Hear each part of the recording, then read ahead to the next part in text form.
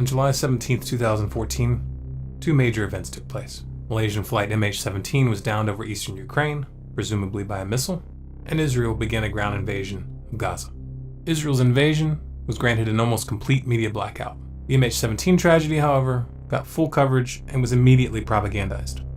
The US government and the Western media pinned the responsibility for the MH17 tragedy on Russia within minutes, long before investigators had time to even arrive on the scene, much less provide any actual conclusions.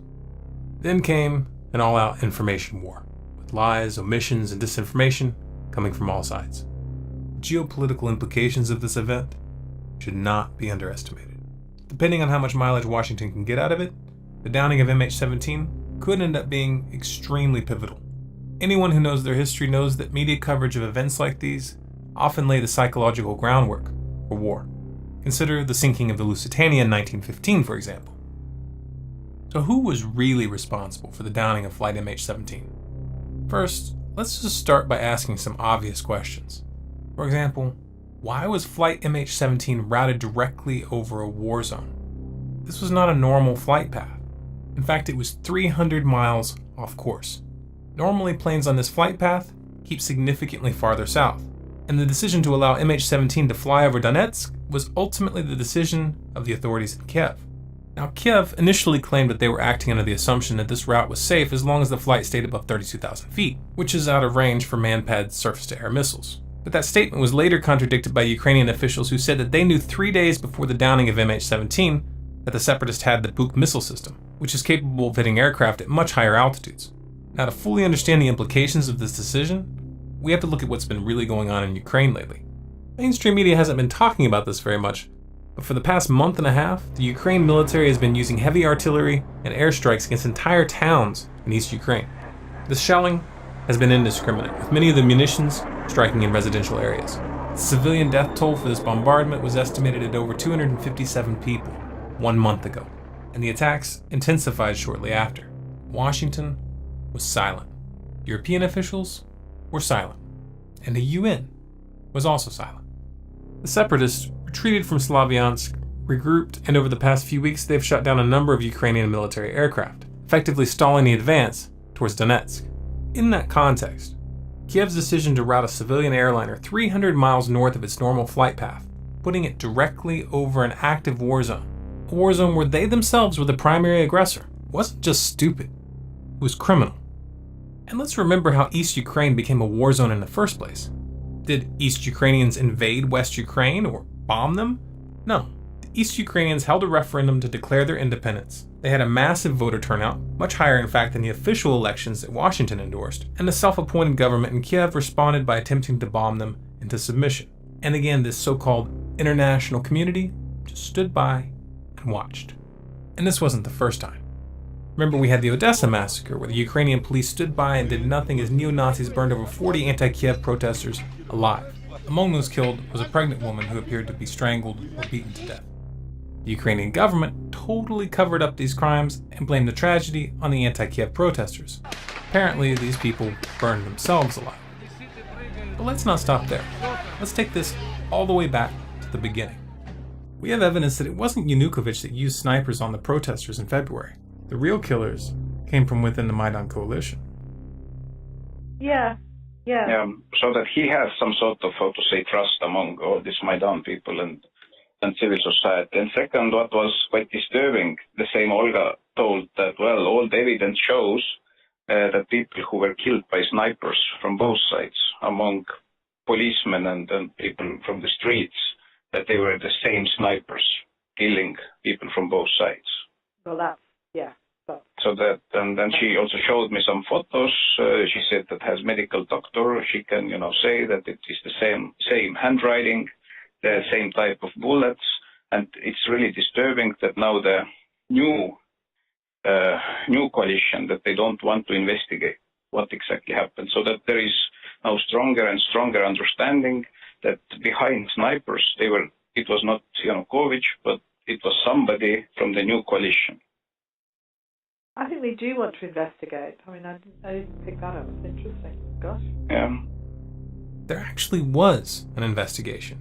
Almost no one heard about it because the mainstream media was very quiet about the results. Why? Because the Ukrainian MP that led the investigation, Gennady Moskal, a man with a long history of criticizing the Berkut police, announced that he found no evidence that the Berkut police were responsible. Why is this background information important? Because it demonstrates just how far Washington's puppets in Kiev are willing to go for the sake of power. And that allows us to start asking some harder questions. Questions such as, was this just a case of gross incompetence on Kiev's part? Or was it something else? It's pretty obvious who benefits from this tragedy. And we know Kiev has a history of killing civilians and blaming it on others. But would they really take it this far? For a lot of people, these kinds of questions are simply off limits. They just aren't prepared to let their mind go down that path, especially considering the fact that the US government is in bed with these guys. So let's tread carefully and just ask a few more questions that these so-called journalists in the mainstream media are neglecting to ask. For example, why hasn't the US government released its satellite pictures of the area right after the event? Right after Russia challenged the US government to produce the satellite imagery to back up their accusations, this is what Washington released to CNN. This isn't high-resolution satellite imagery taken right after the crash. This isn't even a recent map. In fact, the map itself has a date written right on it, 2010. This is just an outdated screenshot from Google Maps with an amateurish drawing layered on top. And keep in mind that 5 whole days after the crash, and this is all that the US government has produced so far. Why don't they want to show us the real images? Eastern Ukraine has been watched like a hawk for months now. We've seen the US government hyping their satellite images every time there's a change of Russian troop concentrations anywhere near the border. You're telling me that now, when it really counts, the world's most sophisticated spy machine can't provide us with satellite pictures of a massive missile battery as it was positioned right after the downing of an aircraft? You're telling me they can't provide snapshots of the area following the missile battery as it was moved to its current location? You're telling me that they don't know where this missile battery is, right now? Or that they actually do have these images, but they're just refraining from spreading this juicy tidbit all over the mainstream media like they usually do as soon as they have something that helps their case? That stretches credulity. Interestingly, investigative journalist Robert Perry, who's best known for his work exposing the Iran-Contra scandal in the 1980s, writing for Newsweek and the Associated Press, has published an article stating that one of his trusted sources has informed him that, quote, US intelligence agencies do have detailed satellite images of the likely missile battery that launched the fateful missile, but the battery appears to have been under the control of Ukrainian government troops dressed in what look like Ukrainian uniforms. Does this mean that we should just take Robert Perry and his source at their word? No, of course not. But by the same token, why is the Western media taking the US government's word at face value without demanding evidence? Washington is a den of pathological liars. Their word is less than worthless. It certainly doesn't count as proof. But what about the audio evidence that the Ukrainian government uploaded in the form of a YouTube video which supposedly proves that the rebels admitted to shooting down the plane in a phone conversation? Is that recording genuine? Or did someone just splice it together? Oh right, we know it's real because the Ukrainian government told us it was real. Let's put this into context. Remember, this is the same Ukrainian government that arrested 2 Russian journalists in May after those journalists released footage of UN helicopters being used by the Ukrainian military in the assault against the East. The Ukrainian government claimed that these journalists were transporting rocket launchers, and they even videotaped the men bound and gagged next to a set of rocket launchers. The US government went along with the story, but then, after there was a major uproar and Human Rights Watch came out to condemn their arrest, the journalists were suddenly released without any comment or explanation. Why is this relevant? Because the current government in Kiev has a history of fabricating and manipulating evidence when it's politically expedient. The veracity of the audio should be determined by an independent investigation by multiple audio experts in multiple countries. Now, if the implications of what I'm presenting here sound crazy to you, you might want to look up Operation Northwoods. Operation Northwoods was a series of proposals written by the Department of Defense back in the 60s, which directly advocated committing acts of terrorism within the United States and specifically proposed shooting down a civilian airliner in order to blame it on Cuba, and this would be used to justify a war. These documents were declassified in 1997, and there are thousands of copies available for download on the internet. Don't take my word for it, go read them yourself. Now you might be thinking, if any of this is true, why on earth would the US government go out of their way to target Russia like this? This is really extreme. Might it have something to do with the fact that just this month the BRICS nations met to put together an international development bank specifically designed to rival the World Bank and the IMF? Could it be because Russia is now openly pushing for the de-dollarization of international trade? Russia poses a threat to the dollar. That's all the motive the US government has ever needed.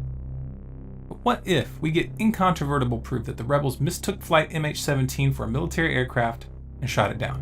What should happen then? Well, ask yourself this.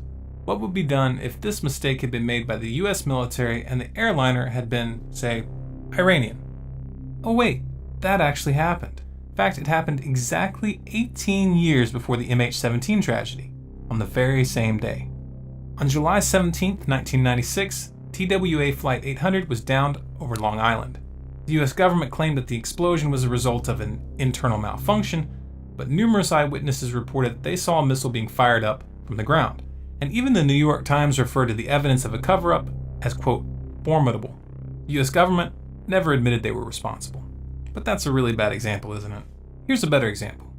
What if Ukraine had shot down a Russian airliner? Oh wait, that actually did happen in October of 2001. The Ukrainian government initially lied about it, but they finally came clean. Thank you so much. Merci beaucoup. As you can tell, I do as I'm told, and I thought I had to stand up at the time when my immediate predecessor would sit down, and clearly I failed.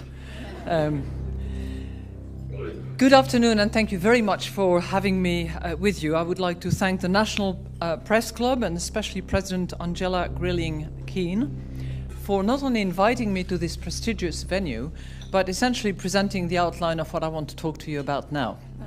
So it's as if we had prepared that together, which we have not. Now let me first of all, of course, begin by wishing you all a Happy New Year. I guess it's still time to do that, given that we are just exactly halfway through between our Western New Year and the Lunar New Year, which will loom in a few weeks' time. I think it's also appropriate to wish ourselves a Happy New Year, given what I would like to talk to you about, which has to do with the global economy and what we should expect for 2014.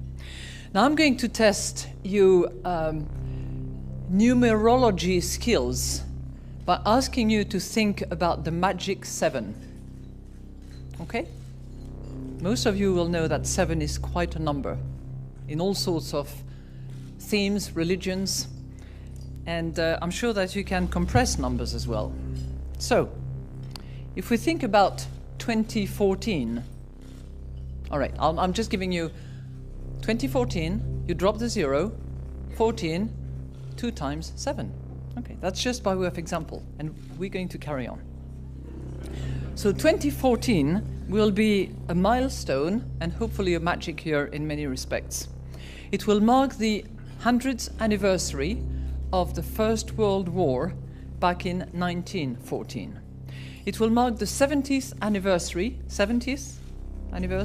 drop the 0, 7, of the Bretton Woods Conference that actually gave birth to the IMF.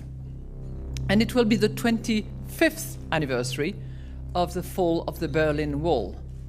25th. Okay. It will also mark the 7th anniversary of the financial market jitters that quickly turned into the greatest global economic calamity since the Great Depression. The crisis still lingers. Yet, optimism is in the air. We've left the deep freeze behind us, and the horizon looks just a bit brighter.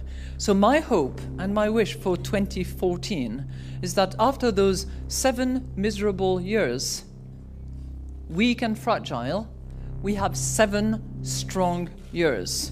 Now, I don't know whether the G7 will have anything to do with it, or whether it will be the G20. I certainly hope that the IMF will have something to do with it.